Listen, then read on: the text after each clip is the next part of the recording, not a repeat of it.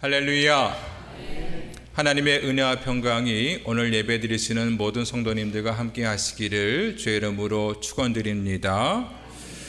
오늘 호세아 6장 1절로 3절 말씀을 중심으로 우리가 여호와를 알자, 우리가 여호와를 알자 하는 제목으로 함께 말씀을 나누겠습니다.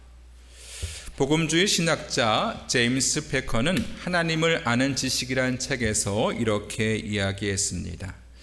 아마존 원주민을 런던 시내로 데리고 가서 필요한 것들을 알려주지 않고 혼자 둔다면 그에게 무자비한 일이 될 것입니다. 마찬가지로 세상을 운행하시는 하나님에 대해서 모른 채로 살아간다면 이 또한 무자비한 일이 될 것입니다. 하나님에 대해 알지 못한다면 세상은 고통의 장소가 될 것이고 삶은 실망스럽게 될 것입니다. 우리가 하나님에 대해서 알기를 등한시하는 것은 눈가리개를 하고 방향 없이 살아가는 것과 같습니다. 그러므로 내가 안다고 생각하는 것들을 버리고 하나님을 진정으로 알아갈 때에 삶이 변화되기 시작합니다. 하나님을 아는 지식으로 충만해야 올바른 인생을 살게 됩니다. 이렇게 얘기했습니다. 그러니까 세상을 살아감에 있어서 하나님을 알아야 된다, 이러한 말씀이죠. 오늘 말씀을 기록한 호세아는 북이스라엘 나라가 멸망할 당시에 활동한 선지자입니다. 그는 하나님께로부터 이상한 명령을 받는데요, 음란한 여인인 고멜을 맞이해서 결혼하라는 거예요. 이 고멜은 북이스라엘을 상징하는데, 이 고멜이 이 남자 저 남자 막 난잡하게 살아가듯이 이스라엘이 하나님을 떠나서 우상 숭배를 하고 배교를 일삼아도 하나님께서는 그들을 변함없이 사랑하고 계신다는 것을 이 호세아의 삶을 통해서 보여주고 계십니다. 오늘 말씀에서 호세아는 이스라엘 백성들의 회개와 회복에 대해서 이야기하고 있는데요, 이스라엘 백성들은 그들이 지은 죄로 말미암아 하나님께 징벌을 받아야 마땅하지만 그들이 하나님께로 돌아오기만 하면 하나님께서 그들을 회복시키실 것이라고 말씀하고 있습니다. 이를 위해서 호세아는 여호와를 알자, 이렇게 이야기합니다. 3절 말씀에 그러므로 우리가 여호와를 알자, 힘써 여호와를 알자 했습니다. 여기에 알다는 말은 원어로 다트라고 해서 체험적으로 아는 것을 의미합니다. 여러분, 예를 들어서 유재석이라는 연예인을 아시죠? 그의 나이도 알고 그가 좋아하는 것이 뭔지도 알고 그의 관심사도 알 수가 있습니다. 하지만 그것은 방송에서 보여지는 그런 모습일 뿐이지 그의 원래 모습은 우리가 알 방법이 없죠. 하지만 그의 아내는 어떨까요? 그가 방송에서 보여지는 모습뿐만 아니라 순간적으로 보여지는 손짓이나 말투의 의미도 알 것이고요, 그가 집에서 어떤 가정으로 살고 있는지, 또 남편으로서는 어떻게 살고 있는지를 다 속속들이 알 수가 있습니다. 여기서 안다는 의미는 그러한 의미인 것입니다. 객관적인 지식으로 아는 것이 아니라 친밀한 관계를 통해서 안다는 것을 의미합니다. 이제까지 이스라엘 백성들은 하나님에 대해서 알고 있다고 했지만 단순히 그들은 자신의 민족의 신으로만 알고 있었습니다. 하나님을 안다고 하면서 그의 말씀을 따르지 않았습니다. 그래서 호세아가 이야기하는 거예요. 우리가 여호와를 알자, 힘써 여호와를 알자. 하나님과의 친밀한 관계를 통해서 하나님을 깊이 알아가자 하는 말씀이죠.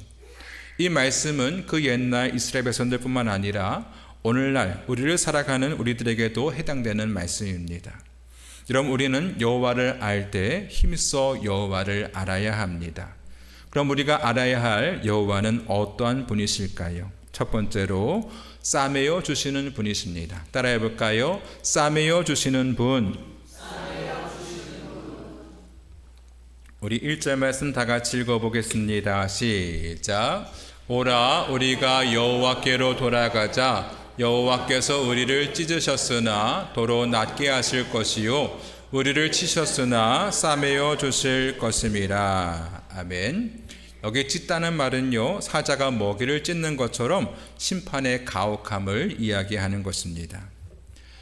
하나님께서는 우리가 죄 가운데 살기를 원치 않으십니다. 그래서 우리가 죄에 빠져 살고 있으면 설교 말씀을 통해서 또 가족이나 지인들을 통해서 우리에게 말씀을 하시죠. 하지만 그래도 돌이키지 않으면 하나님은 호되게 징계를 내리십니다. 하지만 징계로 끝나는 것이 아니라 어떻습니까? 도로 낫게 해주시고 싸매어 주시는 분이십니다. 여기 싸매어 주실 것이다 라는 말은 원어로 메아흐 베쉐누라고 해서 회복시켜 주시는 은혜를 말합니다. 우리가 하나님께로 돌아가기만 하면 회복시켜 주시고 고쳐 주시겠다는 약속이에요. 비록 죄로 인해서 찢김을 당하고 징계를 받게 되지만 회개하고 돌이키기만 하면 언제든지 회복시켜 주시고 싸매어 주실 것이라고 말씀하고 있습니다. 저도 아이를 키우는 부모의 입장에서 아이에게 잘 대해줄 때도 있지만 때로는 아이가 잘못하면 야단을 치기도 합니다. 2020년도에 교회에서 수련회를 갔어요. 지방에 있는 교회를 빌려서 갔는데 교회에서 집회도 하고 잠도 교회에서 잤습니다. 저녁 집회가 끝나고 교인 전체가 교회에서 잠을 자는데 유나가 막 신이 나서 잠을 못 자는 거예요. 사람들이 교회에서 다 모여서 잠을 자고 있으니까 너무 신이 나서 흥분이 돼서 잠을 못 자는 거죠. 근데 유진은 자꾸 자려고 하는데 유나가 자꾸 지 언니를 건드리는 거예요. 옆방에 다른 교인들도 자고 있는데 자꾸 시끄럽게 떠들고 있었습니다. 그래서 유다에게 자꾸 언니한테 장난치면 이모 할아버지 집에 데려다 준다 하고 경고를 했어요. 유나가 이모 할아버지를 굉장히 무서워하거든요. 근데도 계속 장난을 치는 거예요. 그래서 제가 진짜로 이 유나를 와락 안고 밖으로 데리고 나갔습니다. 막 발버둥을 치면서 막 울고불고 난리가 났어요. 지금 이제 이모 할아버지 집에 가는 줄 알고 막 우는 거죠.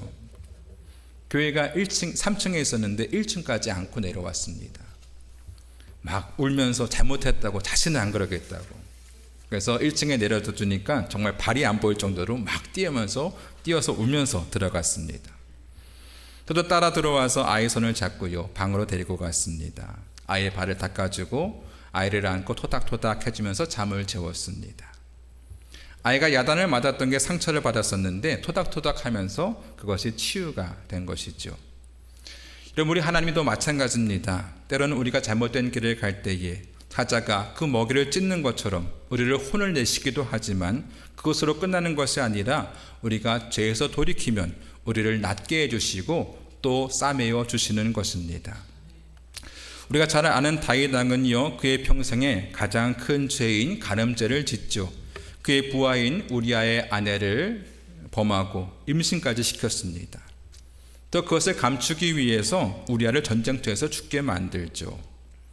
그 죄로 인해서 태어났던 아이가 낳자마자 곧 죽게 됩니다. 하나님께서 이 다윗을 치신 것이죠. 그런데 그것으로 끝난 것이 아니라 그가 회개하고 돌이켰을 때에 하나님께서 그에게 또 다른 아들을 주십니다. 그게 바로 솔로몬이었죠. 이 솔로몬에게는 또 다른 이름이 있었는데 바로 여디디아라는 이름이었습니다. 그 이름의 뜻은 여호와께 사랑을 입었다 이런 뜻이에요. 하나님께서는 잘못을 저지른 이 다윗에게 아들을 죽게 하시는 징계를 내리셨습니다. 정말 가슴이 찢어지는 그런 고통을 느꼈을 거예요. 하지만 그것으로 끝난 것이 아니라 하나님께서는 회개하는 이 다윗에게 새 아들을 주심으로써 다윗을 싸매어 주셨습니다. 이와 같이 우리 하나님은 찢으셨지만 도로 낫게 하시고 치셨지만 또 싸매어 주시는 분이십니다. 마치 집을 나간 아들을 기다리는 부모의 마음으로 우리를 기다리고 계십니다. 상처를 싸매시고 또 낫게 하실 준비를 다 하시고 우리가 회개하고 돌이키기만 기다리고 계신 것입니다. 우리가 돌아서는 그 순간 우리를 다시 안아주시고 낫게 하시고 싸매어 주실 것입니다. 여러분, 마음에 눌리는 일이 있으십니까? 우리를 징계하시지만 싸매어 주시고 고쳐주시는 하나님께 나아가시기 바랍니다. 주님께 나아가기만 하면 주님께서는 그 넓으신 팔로 우리를 꼭 안아주실 줄로 믿습니다. 우리를 싸매어 주시는 그 하나님의 은혜를 모두 경험하게 되기를 주의 이름으로 축원드립니다. 두 번째로 우리가 알아야 할 여호와는요 우리를 일으켜 주시는 분이십니다. 따라해 볼까요? 일으켜 주시는 분. 우리 2절 말씀 다 같이 읽어보겠습니다. 시작. 여호와께서 이틀 후에 우리를 살리시며 셋째 날에 우리를 일으키시리니 우리가 그의 앞에서 살리라. 아멘. 여호와께서 우리를 살리시며 우리를 일으켜 주신다 했죠. 여기 일으키시리라는 말은 원어로 예키메노라고 해서 앉아있던 자리에서 일으켜 세우다 이런 뜻입니다. 하나님께서 멸망과 죽음에 놓인 그의 백성들을 소생시켜 주신다 이런 말씀이에요. 에스겔 37장에 보면 하나님께서 이 에스겔을 한 골짜기로 데리고 갔습니다. 그곳에는 마른 뼈들이 막 쌓여 있었죠. 그때 하나님께서 이 에스겔에게 말씀하시기를 생기야 사방에서부터 와서 이 죽음을 당한 자에게 불어서 살아나게 하라 하고 외치라는 거예요. 그래서 에스겔이 그대로 외쳤더니 어떻게 되었느냐? 그 마른 뼈들이 생기가 막 들어가더니 그들이 살아나서 큰 군대가 되었습니다. 이 뼈들은 바벨론의 포로로 끌려온 유대인을 상징하는 것입니다. 지금은 그들이 이 마른 뼈와 같이 포로로 잡혀와서 억압을 받고 고통받고 마치 죽은 것과 같지만 장차 그들을 하나님께서 함께 하셔서 그들을 살리시며 그들을 다시 예루살렘으로 이끌고 가실 것이라는 그 회복의 말씀이었어요. 여러분, 마른 뼈들이 무슨 소망이 있겠습니까? 그 뼈들이 살아날 수 있겠습니까? 하지만 우리 주님은 말 한마디로 그 마른 뼈들이 다시 살아나게 하시고 일어나게 하셨습니다. 여러분, 우리의 삶도 마찬가지죠. 때로는 우리의 삶이 이 마른 뼈와 같이 소망이 안 보이고 절망적인 상황에 있다 할지라도 생기야 사방으로부터 와서 이 사람을 살려내라 하고 주님께서 한마디만 말씀하시면 우리도 살아날 수 있는 것입니다. 이러면 주님의 놀라운 능력이 우리의 삶 가운데 함께 하시기를 축원드립니다.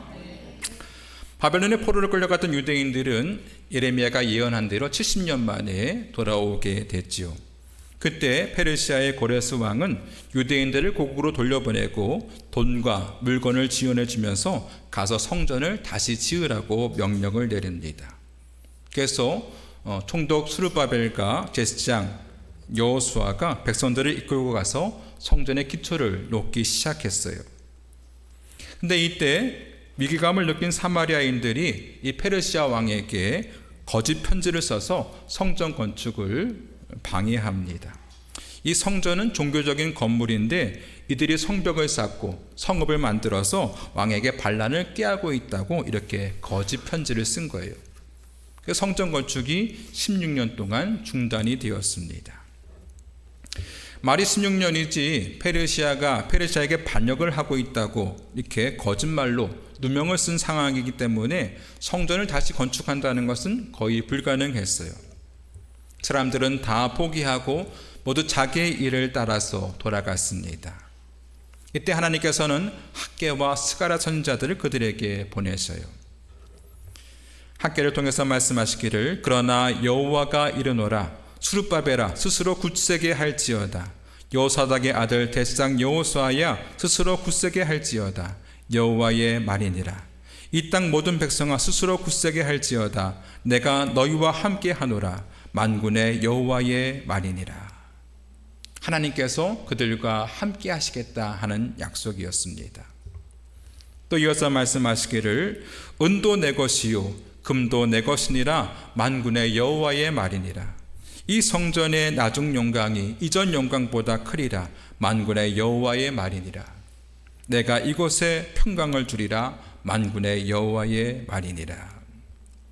이 말씀에 유대인들은 다시 용기를 얻어서 성전을 짓기 시작했고 결국 성전 건축을 완성하게 되었습니다. 그럼 주님께서는 은도 내 것이고 금도 내 것이라 하셨어요. 우리 하나님께는 불가능이란 없는 것이죠. 여러분, 나에게 주어진 상황이 비록 좋지 못하다 할지라도 낙심하거나 절망하지 마시기 바랍니다. 만물의 주인이신 하나님을 의지하고 나아가면 하나님께서 우리를 붙들어 세워주실 줄로 믿습니다. 이사야 선지자는 이렇게 이야기하는데요. 야곱아 어찌하여 네가 말하며 이스라엘아 네가 이르기를 내 길은 여호와께 숨겨졌으며 내 송사는 내 하나님에게서 벗어난다 하느냐. 너는 알지 못하였느냐 듣지 못하였느냐 영원하신 하나님 여호와 땅끝까지 창조하신 이는 피곤하지 않으시며 곤비하지 않으시며 명철이 한이 없으시며 피곤한 자에게는 능력을 주시며 무능한 자에게는 힘을 더하시나니 소년이라도 피곤하며 곤비하며 장정이라도 넘어지며 쓰러지되. 다 같이 읽어볼까요? 시작. 오직 여호와를 앙망하는 자는 새 힘을 얻으리니 독수리가 날개 치며 올라감 같을 것이요 다른 박질하여도 되지 않겠고 걸어가도 피곤하지 아니하리로다. 아멘. 여러분, 우리가 여호와를 앙망할 때에 여호와께서는 우리에게 새 힘을 주시며 다시 일어설 수 있는 능력을 허락하시는 줄로 믿습니다. 이러한 주님과 함께 일어서서 능력의 삶을 사시기를 주의 이름으로 축원드립니다. 세 번째로 우리가 알아야 할 여호와는요, 복을 주시는 분이십니다. 따라해 볼까요? 복을 주시는 분. 우리 3절 말씀 다 같이 읽어보겠습니다. 시작. 그러므로 우리가 여호와를 알자. 힘써 여호와를 알자. 그의 나타나심은 새벽빛같이 어김없나니 비와 같이 땅을 적시는 늦은 비와 같이 우리에게 임하시리라 하니라. 아멘. 여기 임하시리라 라는 말은 원어로 외아보라고 해서 여호와께서 자기 백성에게 은혜와 복을 베푸실 것이라는 약속을 의미합니다. 여러분, 아무리 칠흑 같은 어둠이라 할지라도 시간이 되면 새벽이 찾아오죠. 하나님께서 어김없이 우리를 찾아오시겠다, 이런 말씀입니다. 새벽빛이 오면 어떻게 됩니까? 어둠이 물러가고 광명이 찾아오죠. 마찬가지로 우리가 때때로 하나님 앞에서 범죄하기도 하고 어둠 가운데 살아갈 때도 있지만 우리가 돌이켜 여호와를 찾을 때에, 회개할 때에, 힘써 여호와를 알려고 할 때에 어둠이 가고 광명이 찾아오듯이 우리에게 하나님의 복이 임하게 되는 것입니다. 또 땅을 적시는 늦은 비와 같다고 했어요.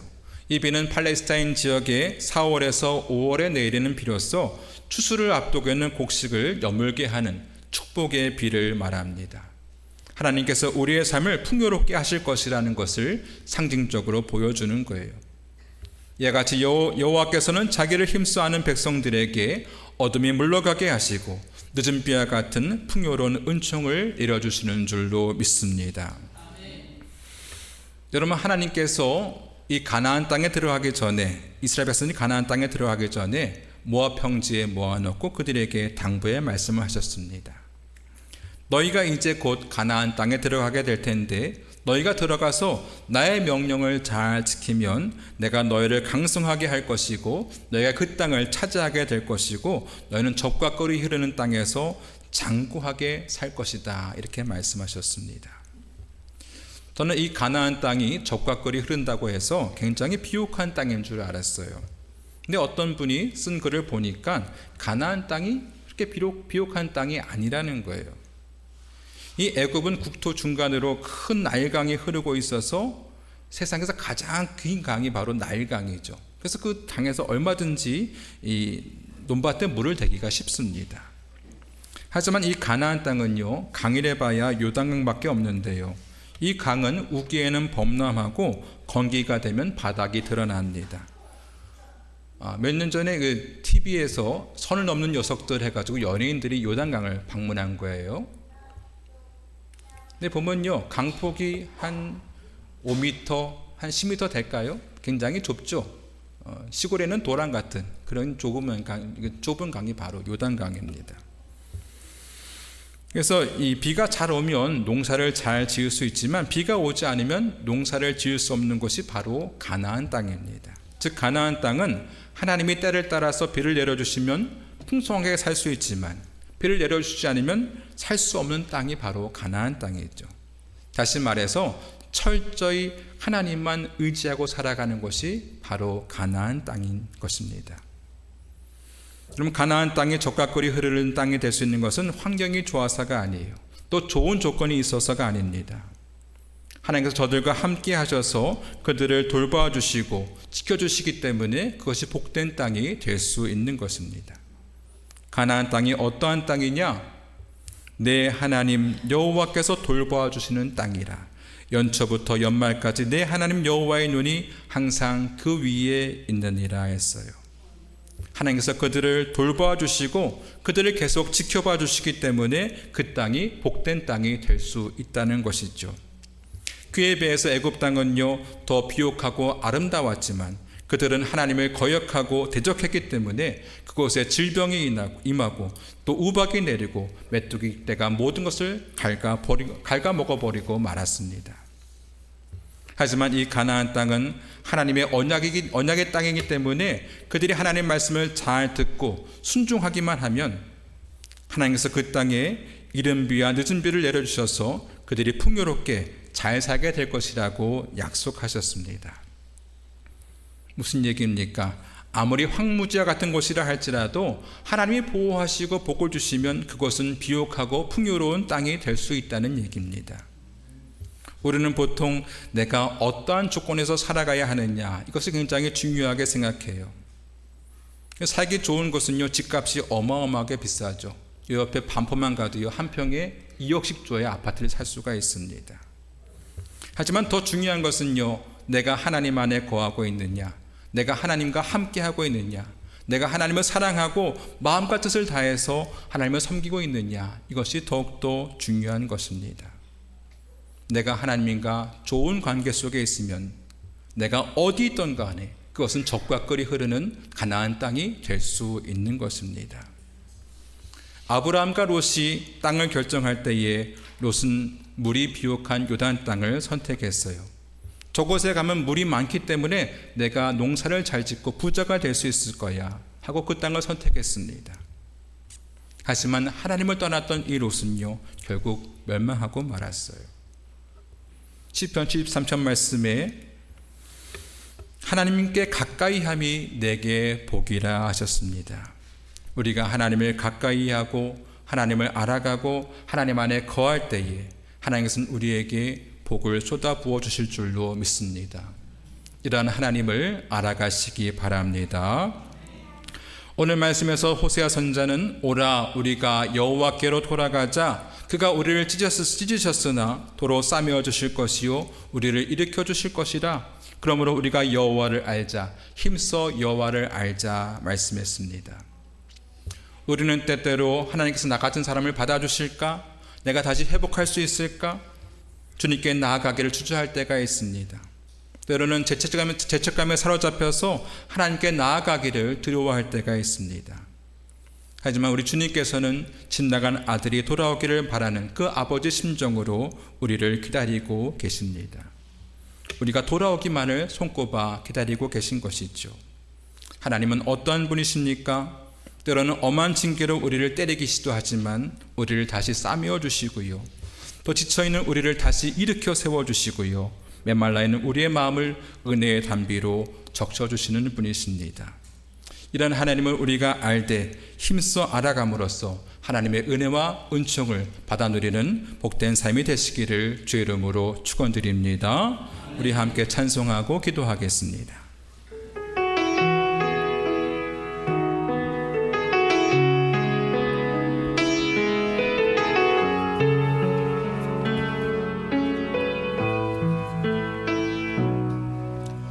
이 세상을 살아가는 동안에 나의 힘을 의지할 수 없으니 기도하고 낙심하지 말 것을 주께서 참 소망이 되심이라. 주의 길을 걸어가는 동안에 세상의 것 의지할 수 없으니 감사하고 낙심하지 말 것은 주께서 참 기쁨이 되심이라. 하나님의 꿈이 나의 비전이 되고 예수님의 성품이 나의 인격이 되고 성령님의 권능이 나의 능력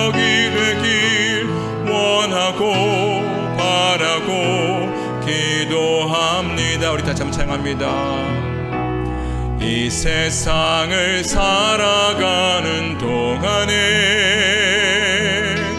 나의 힘을 의지할 수 없으니 기도하고 낙심하지 말 것은 주께서 참 소망이 되심이라.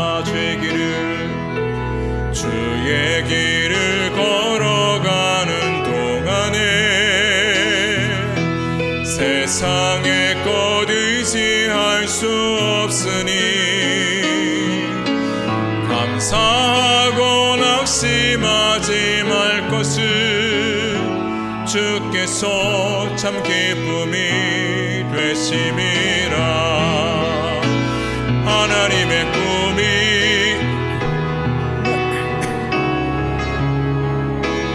예수님의 성품이 나의 인격이 되고 성령님의 권능이 나의 능력이 되길 원하고 바라고 기도함. 하나님의 꿈이 나의 비전이 되고 예수님의 성품이 나의 인격이 되고 성령님의 권능이 나의 능력이 되길 원하고 바라고 기도합니다. 오늘의 말씀에서 호세아 선자는 너희가 여호와를 알자, 힘써 여호와를 알자 하셨습니다. 그럼 우리가 알아야 할 우리 하나님은 어떠한 분이십니까? 때론 우리가 범죄할 때에 우리를 징계하기도 하시지만 우리를 싸매어 주시는 분이시고요, 또 세상에서 우리가 지쳐 쓰러질 때에 우리를 일으켜 세워주시는 분이고요, 또 우리에게 복을 주시는 분이십니다. 우리가 이러한 하나님을 닮아가게 하시고 우리 하나님과 늘 동행하는 삶을 살게 하여 주시옵소서. 우리의 인생을 인도하여 주시옵소서. 복된 길로 인도하여 주옵소서. 이 시간 다 함께 주여 부르시고 통성으로 기도하겠습니다. 주여